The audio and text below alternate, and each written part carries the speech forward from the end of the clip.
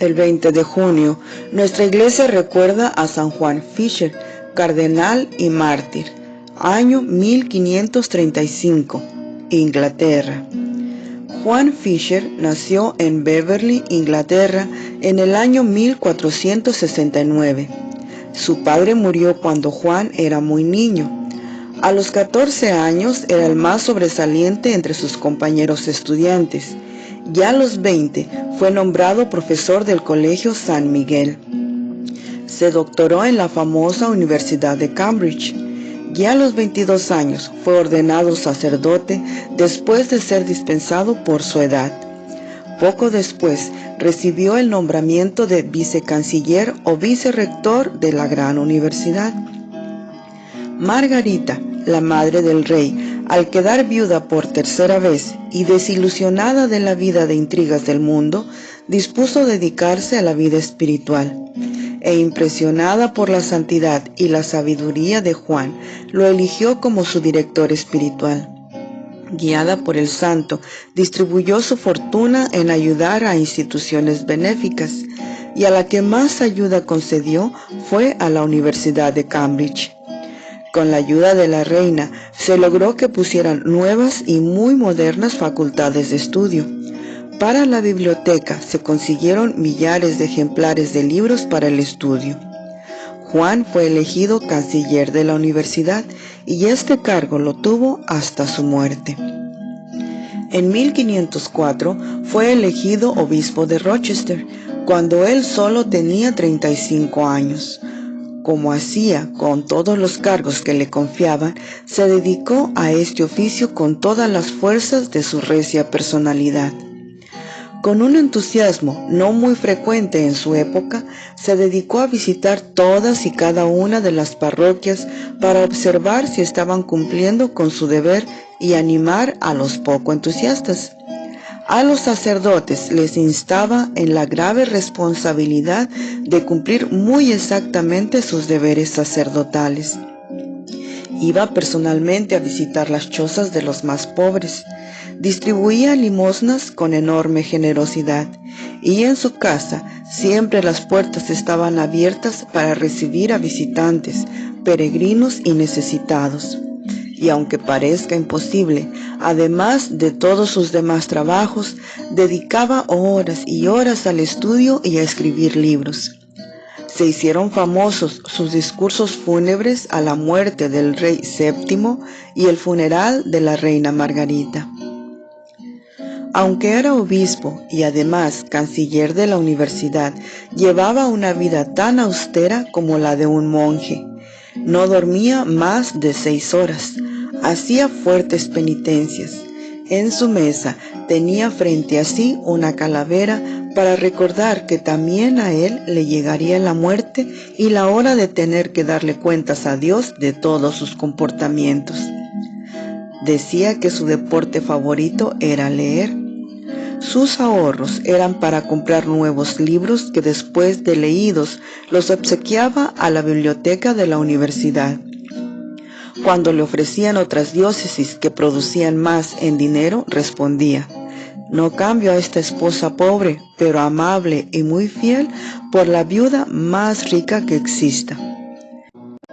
Cuando Lutero empezó a difundir los errores de los protestantes, el obispo Fisher fue elegido para atacar tan fatales errores, y escribió 4 voluminosos libros para combatir los errores de los luteranos.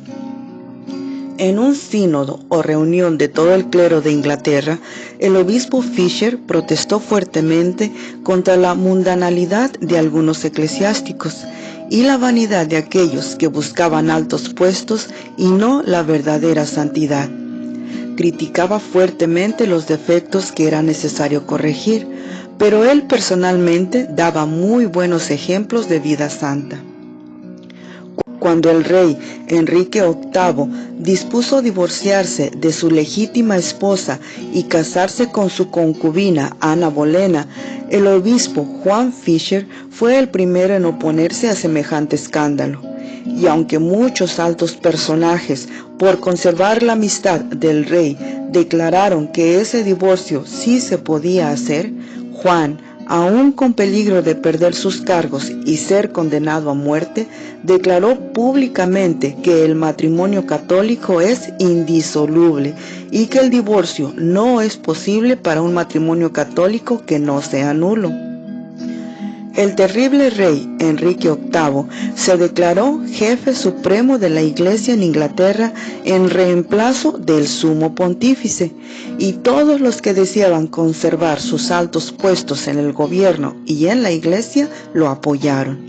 Pero Juan Fisher declaró que esto era absolutamente equivocado, y en pleno parlamento les dijo que querer reemplazar al Papa de Roma por el rey de Inglaterra como jefe de la religión era como gritar «muera la Iglesia Católica».